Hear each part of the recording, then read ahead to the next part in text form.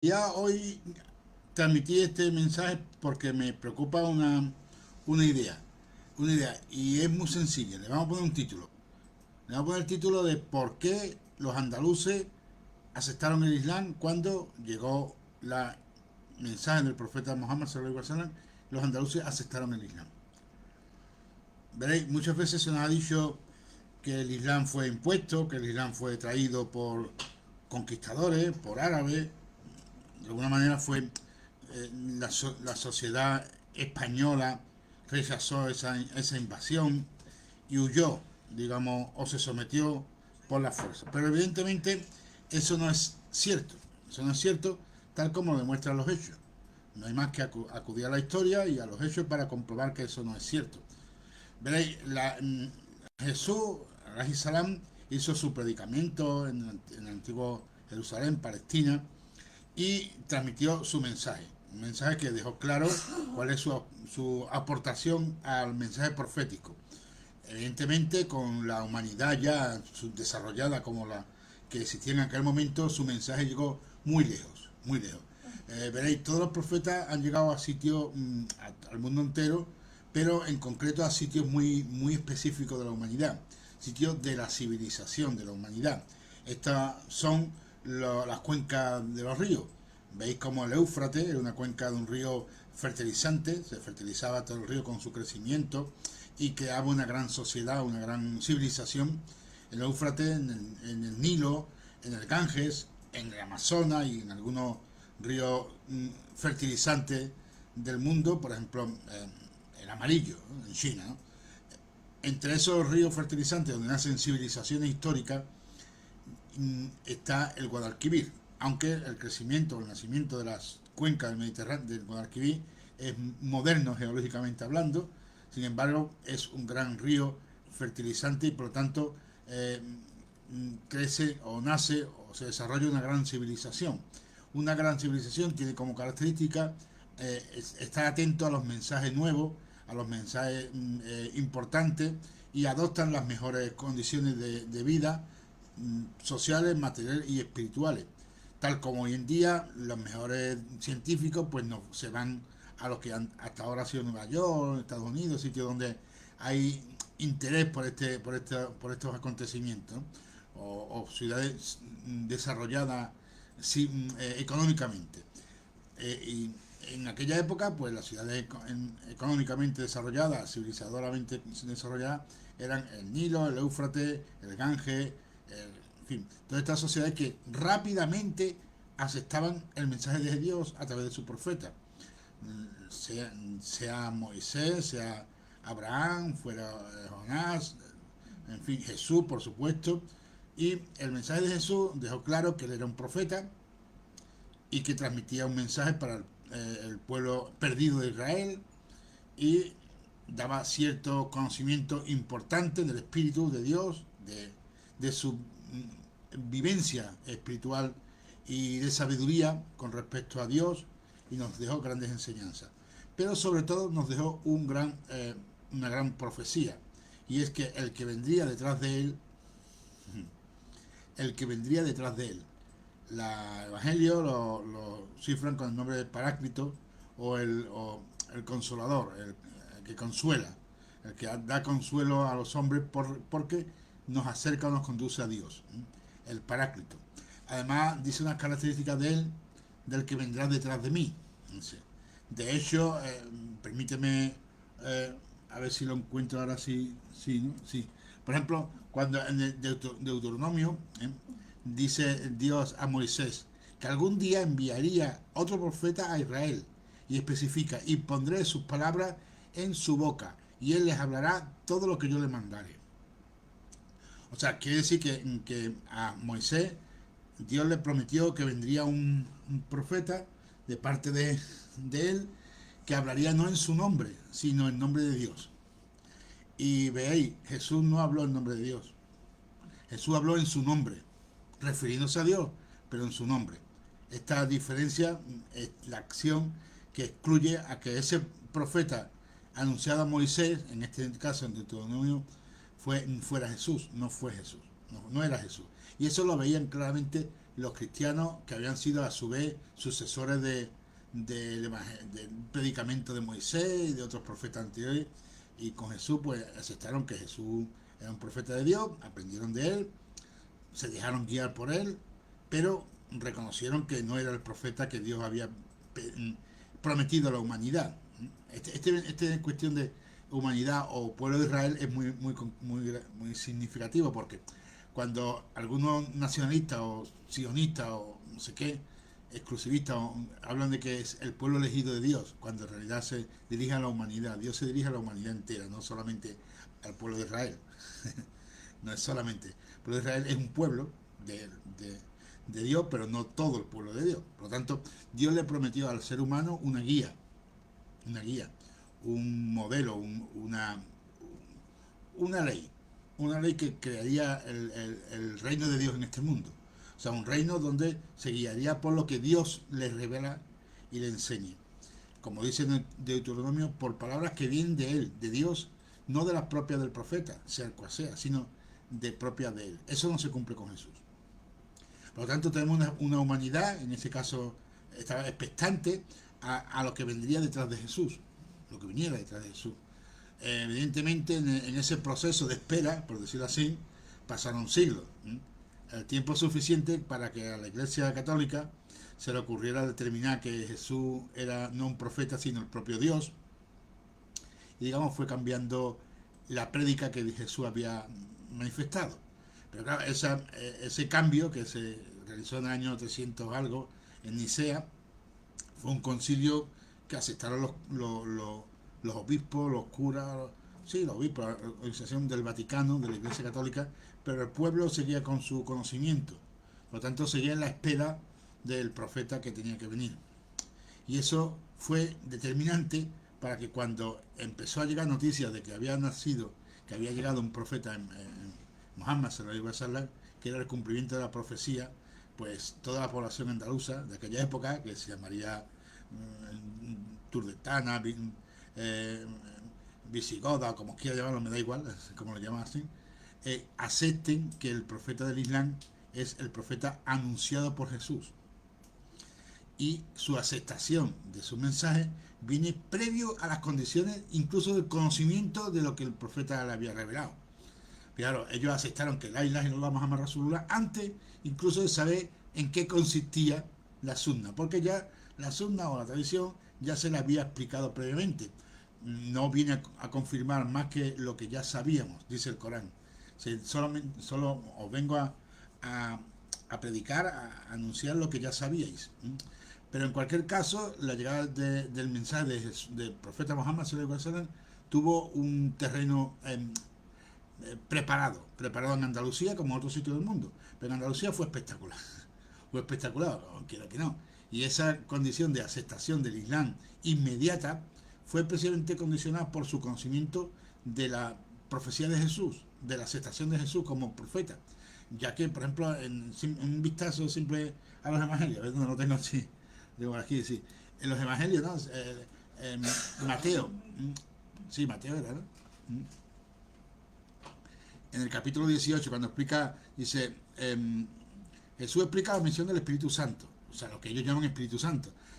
Daros cuenta de que cuando el Concilio de Nicea explica lo que es el Espíritu Santo, dice algo nuevo, algo que vendrá detrás de él, que es especialmente el Paráclito, según ellos. Sin embargo, el Espíritu Santo ya se había presentado previamente, sin duda que estuvo presente, según los Evangelios, cuando el bautismo de San Juan el Bautista hizo a Jesús en el río del Jordán.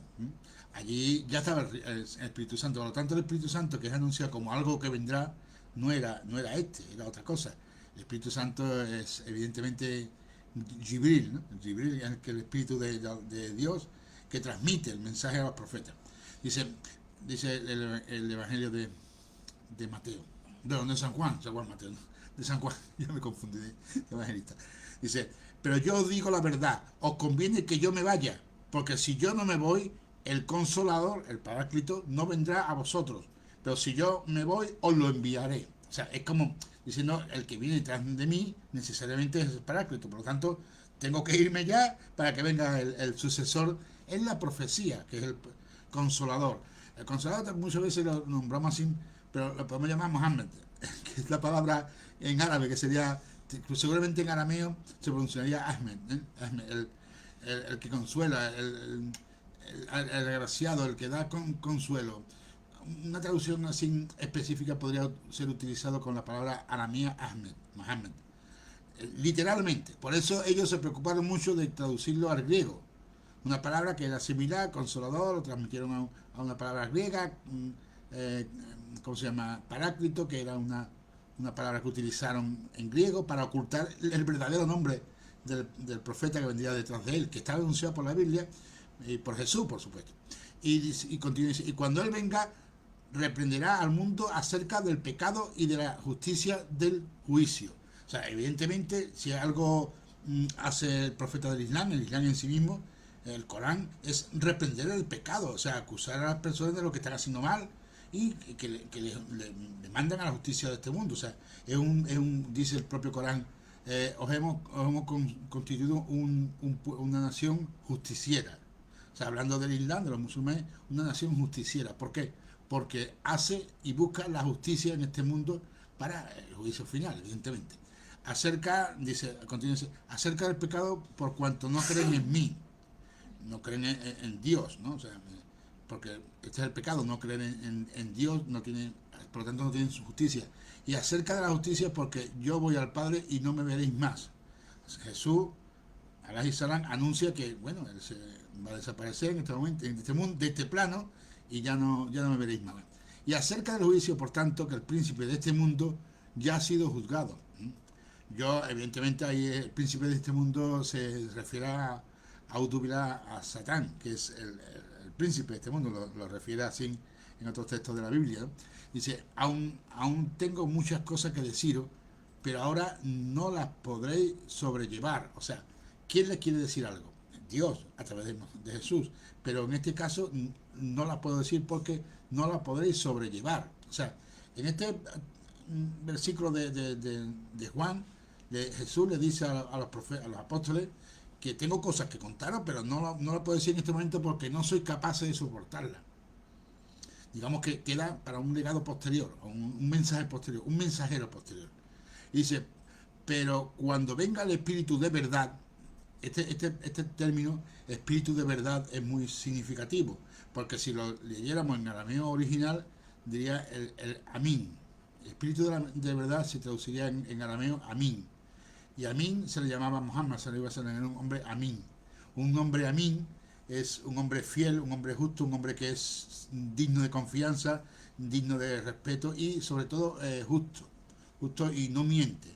Por lo tanto, la mentira es contrario a su personalidad. Por lo tanto, el profeta Muhammad se le iba a ser un hombre Amín. Es un título que le dieron en la propia Quraysh, los propios idólatras, porque era un espíritu de verdad. Esa es la traducción del árabe. Pero se cumple fielmente en la palabra de Muhammad. Dice, y él os guiará a toda la verdad. O sea, es un profeta el que está anunciando. Él os guiará a toda la verdad. A toda, no a una parte, sino a toda. Esa que ni siquiera se había atrevido a descubrir en este momento porque no la podréis sobrellevar. Le dice a los apóstoles, a la humanidad. Pero en este caso, el profeta de verdad, de espíritu de la verdad, un emín, él os guiará a toda la verdad. El Corán es toda la verdad. Porque os hablará de sí mismo. Perdón, no os hablará de sí mismo, sino que hablará todo lo que diga, o sea, todo lo que oiga, y os hará saber las cosas que han de venir. Lo voy a repetir porque esto está en relación con el Deuteronomio que hablamos antes, ¿verdad? La profecía de Moisés. Por lo tanto, Jesús no es el cumplimiento de la profecía de Moisés, sino el que venga detrás, el que venga después de él. Él os guiará, por tanto, no hablará por sí mismo, sino que hablará de todo lo que oiga. Esta parte es importante porque Muhammad sallallahu alaihi wasallam no recordaba detrás de la transmisión que hacía de la revelación lo que había dicho. Él tenía que tener gente a su alrededor, en la mayoría de los casos, no digo todas, pero sí en la mayoría de los casos, para que tomaran nota de alguna forma de lo que había dicho. Aunque ese mensaje quedaba en su grabón, en su corazón, de una forma inmediata, era como si tuviera posesión, ¿no? O sea, estaba, como muchas veces se llama poseído, porque decía cosas que no eran suyas, no sabía lo que decía, no tenía capacidad de decir esto y por lo tanto no eran suyas, era algo que él escuchaba en su interior, en su oído y transmitía lo que decía. Por lo tanto, cuando cuentan de que el profeta Muhammad escribió el Corán, es sencillamente mentira.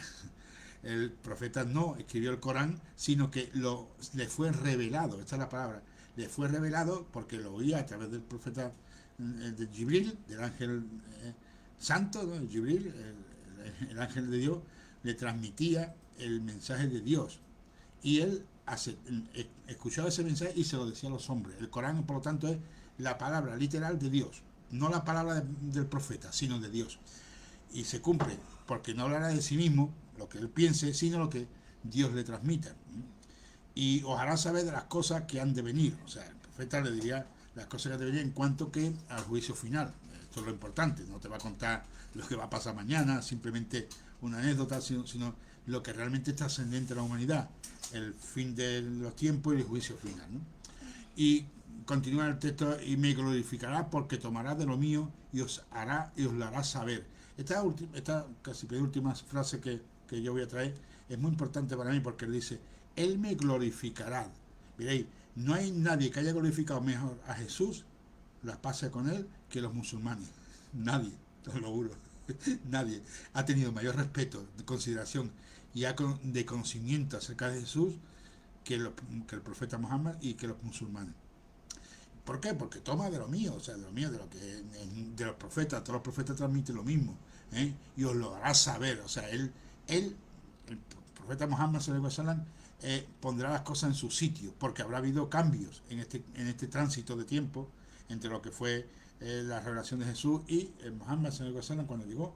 Había habido cambios, como hemos visto en el concilio de Nicea, que se le había atribuido una naturaleza divina a Jesús, cuando Jesús nunca lo había dicho ni manifestado, y era contrario evidentemente a la ciencia del Tauhid y a la transmisión de Dios, ¿no?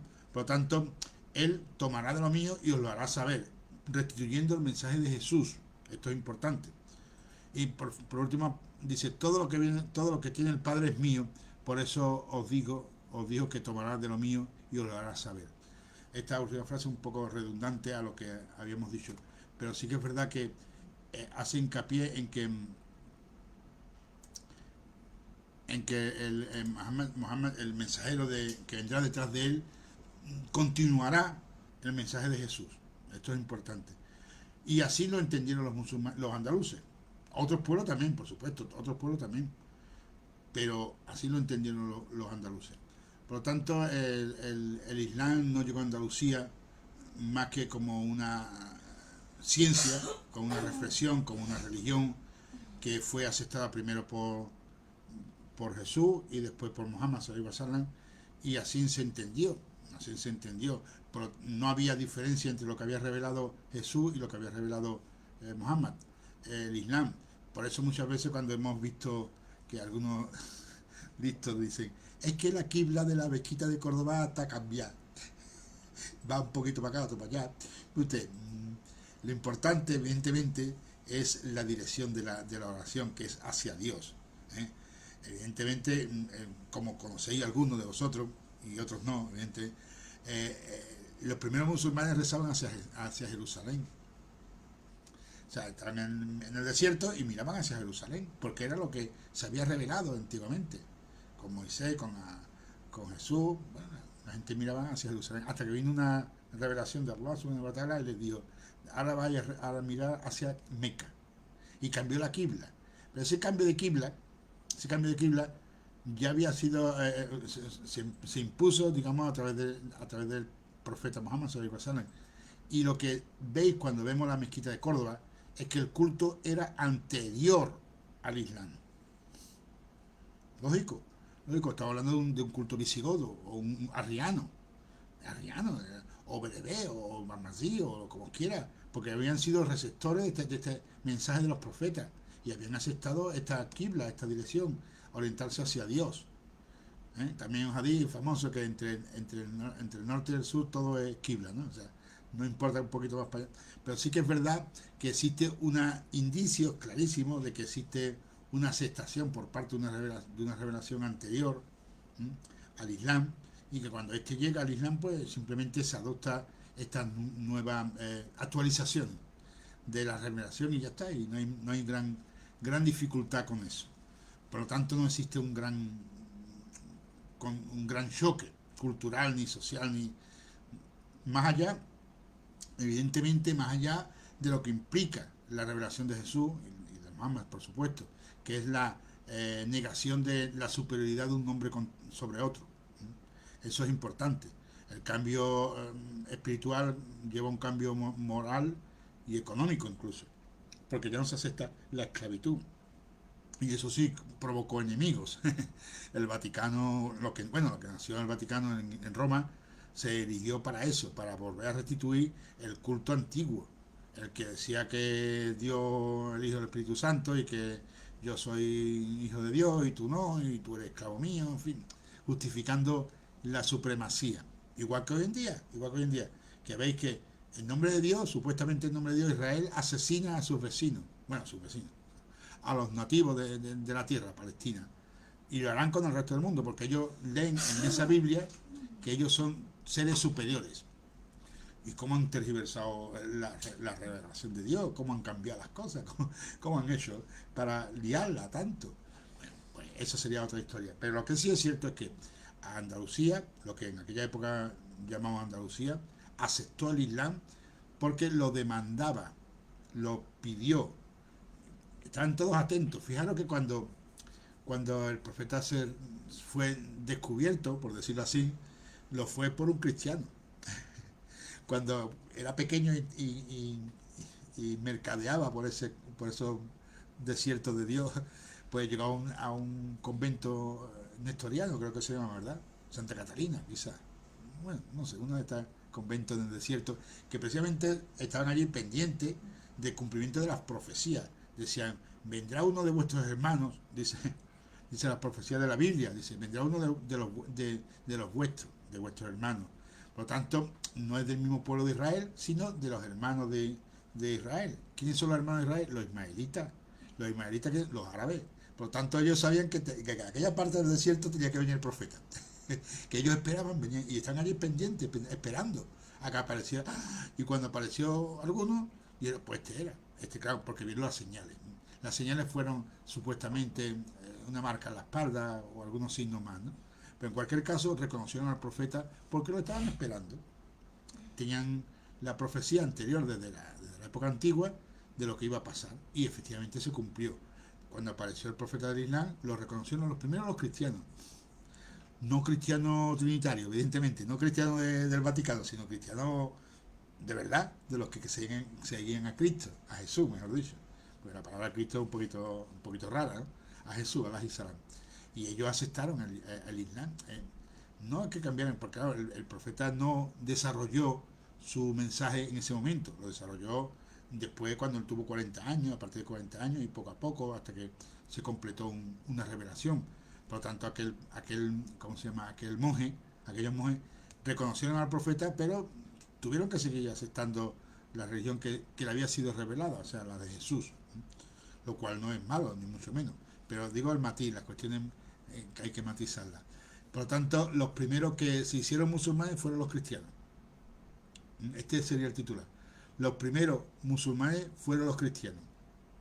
En Andalucía había cristianos. Y en cuanto que escucharon hablar de Muhammad sallallahu alaihi wasallam, que aparecieron por aquí muchos árabes contando nuestra bendición, pues todo el mundo lo transmitió y lo aceptó. Pero no fue una aceptación completa. ¿Por qué? Porque había que transmitir el mensaje adecuadamente, cómo son las sunnas, cómo son las características del Islam, cómo son las características de la religión. Este tipo de cuestiones, digamos, se van haciendo poco a poco. Por ejemplo, el cambio en la alimentación. Con la época de Jesús, Alá Salam, la alimentación prohibía incluso aquellos alimentos que no tenían escamas de la mar, ningún alimento con escamas. O sea, que no tuviera escamas. Por lo tanto, no pueden comer gambas. Qué mala suerte. O pulpo, cosas así, ¿no? Lo que se dejaban guiar por la Torá y por la revelación del profeta, de los profetas anteriores de Jesús, con Jesús. O por ejemplo no comían cerdo. Entonces algunas cosas se mantuvieron y otras cambiaron en esta alimentación, en este tipo de alimentación. Son cosas como esta. O por ejemplo el ayuno. En la época de Jesús, según nos cuenta, que yo tampoco, pero según nos cuenta la Biblia, Jesús ayunó 40 días. Y sin embargo después el ayuno se establece con un mes lunar. Por lo tanto, hay cosas que, digamos, se desarrollan a partir del profeta y esto tarda algún tiempo digamos, adaptarse. Por ejemplo, el cambio de la quibla.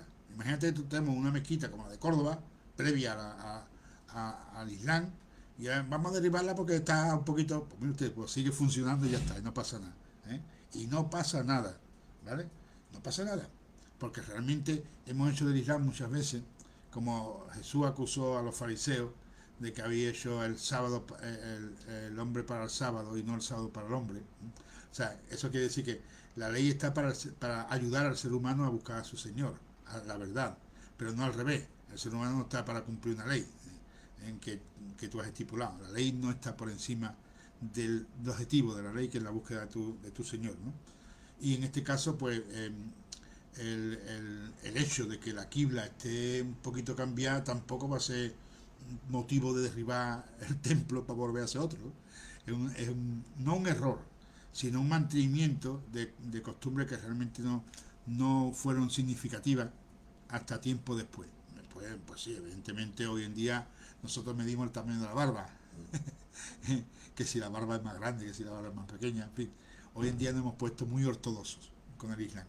Eso no es malo, no es malo, pero sí a veces nos pasamos y no entendemos cuál es el sentido de las cosas del pasado histórico de Andalucía en este caso, ¿no? Me refiero, por ejemplo, al cambio de la quibla en las mezquitas anteriores del Islam, porque eran mezquitas anteriores del Islam, usadas en la época visigoda arriana, porque recordéis que los arrianos eran un culto que aceptaba que Jesús no era Dios, no era hijo de Dios, por lo tanto, además tenían unas características muy similares al Islam. O sea, el cura miraba hacia la quibla, no frente a la quibla, frente a los fieles, sino mirando a los dos, digamos, fieles y cura o obispo hacia el mismo objetivo, hacia Dios. Lo mismo que pasa con el Islam. El imán no se pone frente o como intermediario, sino como auxiliador hacia Allah, como guía hacia Allah, no como intermediario, como si hace el culto católico, que el cura está girado frente a los fieles, por lo tanto es como el intermediario. Ese es el concepto que se saca, porque es importante los gestos. Los gestos son importantes. Muchas veces más vale una imagen que 1000 palabras, ¿no? Dice el refrán. Y esto es cierto. Cuando muchas veces vemos cosas, no hace falta que se diga más nada, porque ya lo estamos viendo. Y cuando vemos que frente al templo hay un señor que te está mirando y tú estás adorando hacia en esa dirección, ¿a quién estás adorando? ¿Al templo, a Dios o al cura? No, es que yo soy el ministro, yo soy el delegado, yo soy no, vuélvete, porque tú eres un ser humano igual que yo, y mira hacia Dios, que es la fuente de nuestra obediencia, Dios. Bueno, pues quería transmitir este pensamiento que me ha venido, y digo una cosa, amenazo con tener más, porque con este calor en Sevilla, Dios mío. El caso es que, vuelvo a repetir, lo importante es que los musulmanes, los andaluces nos hicimos musulmanes por convencimiento. Nos convertimos al Islam como una sociedad en masas. En masas. No hubo ningún tipo de invasión. Y ojalá los andaluces de hoy en día tuvieran el conocimiento de la revelación y de Dios tal y como lo tenían nuestros antepasados. Fijaros, tal y como lo tenían nuestros antepasados, que eran mucho más cercanos a la guía de Dios que los que somos nosotros hoy en día, por mucha religión que tengamos en la capilla de la Macarena. Venga, salam aleikum, hasta pronto, inshallah.